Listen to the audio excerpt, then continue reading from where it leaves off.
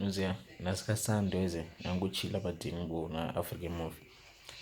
So I've been thinking kuti type yevabereki vaive vanochekeresa vana vavo kana kuti vanotonodeketera, toenda vakakuona vachideketera kuti mwana wangu zvinhu zvake zvisafambe, shame on you.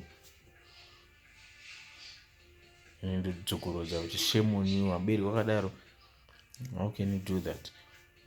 Mwana wakabereka iwe, isu vangutoimba kuenda pastage ichimbotengwa nemakeni ichidzingwa ita sei kuitira vana kuti mwana wangu afare.